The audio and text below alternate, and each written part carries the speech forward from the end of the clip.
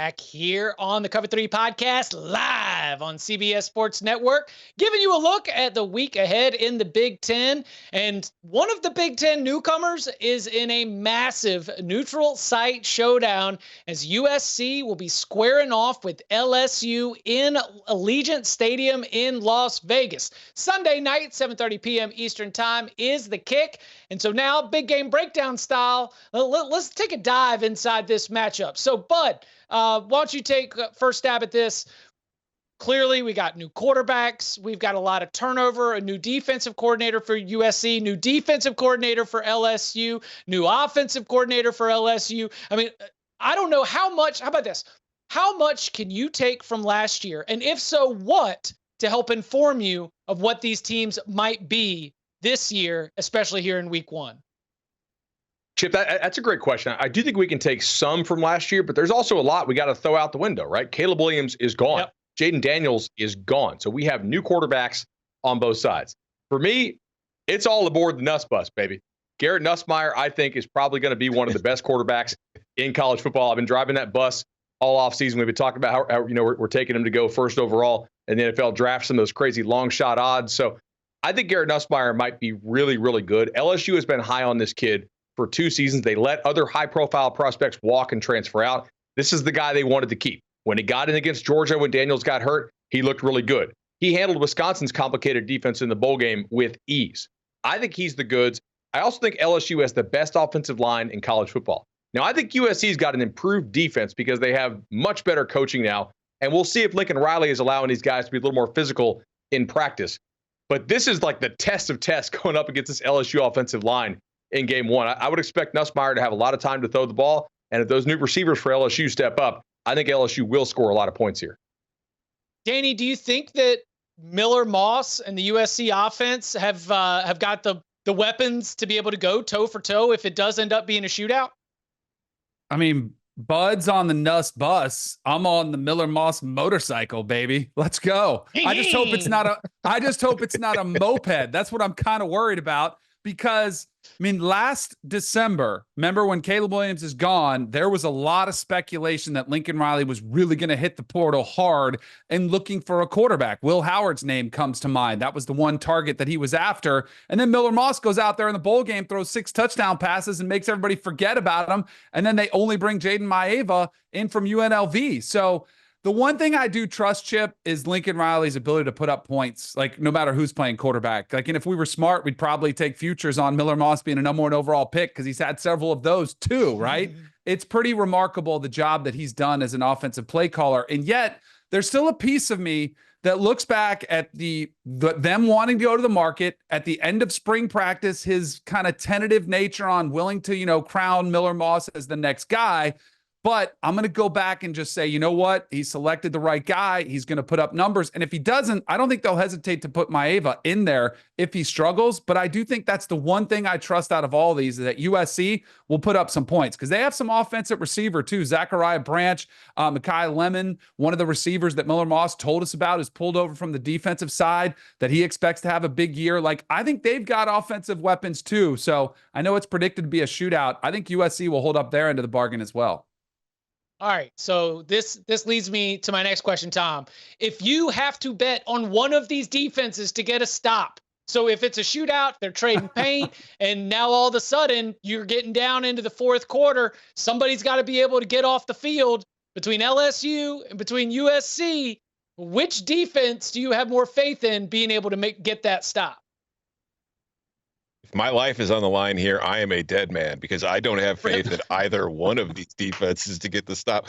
Like, we have spent all offseason talking about how USC's defense has been awful and Lincoln Riley made all these changes to try to fix the defense. But look at that graphic. Both of these teams played in games that averaged over 70 points per game last season. And it wasn't just because their offenses were good.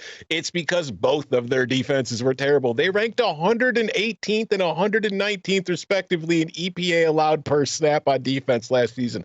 They were awful. And I think one of the bigger surprises to me last year was like all off season last year, Bud was telling us, listen, this LSU secondary stinks. And Bud was right. The LSU secondary did stink. The bigger surprise to me was how little pass rush that this LSU defense had last year. They ranked 104th nationally in pressure rate on opposing quarterbacks. And I think with a Lincoln Riley offense, if you're not pressuring their quarterback, they're going to put up points. And as Bud mentioned too, with this LSU offense, if USC is not getting pressure on that, they're going to put up points. So if my life is on the line, trying to respect one of these defenses to get off the field and get the offense back to their ball, I am in a whole heck of a lot of trouble. But I'll just say LSU, I guess. I don't know.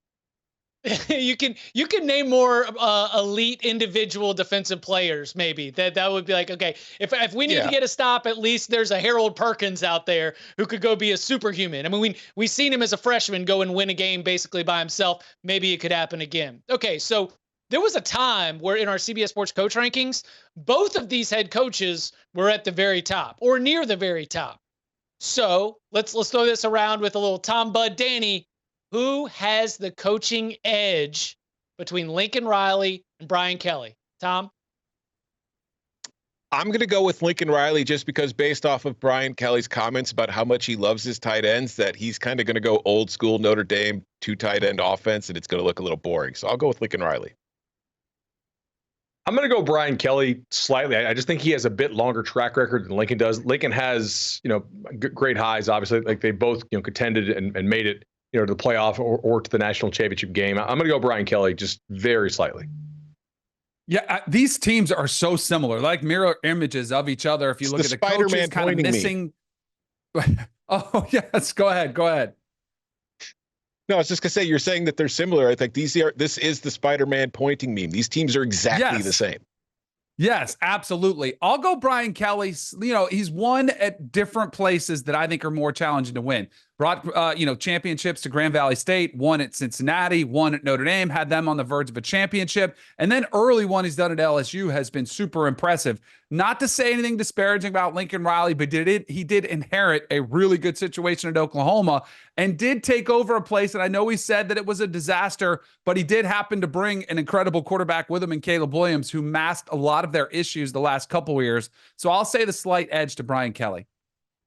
Oh, I'm gonna make it a rubber match. I'm not jumping all the way in on Brian Kelly here, but I do think that Lincoln Riley has a chance to either create an advantage or maybe even just ruin his quarterbacks. And here's what I mean by that. Because when I think about coaches who might be able to take the headset communication and make it a real advantage, I think about a coach like Lincoln Riley. Not that, as we've discussed on the Cover 3 podcast, he's going to see the defense and immediately be able to tell you where the 60-yard pass is, but that I trust his eyes as much as about any offensive mind in college football. So I am extending a little bit of, a little bit of faith that Miller Moss is going to be able to handle this.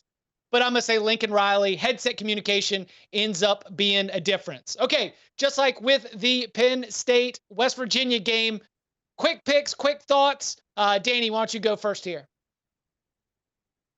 This is a trickier one. I felt better about my West Virginia is going to keep it close because this truly is like both of these teams. There's such a variance of way the entire season could unfold.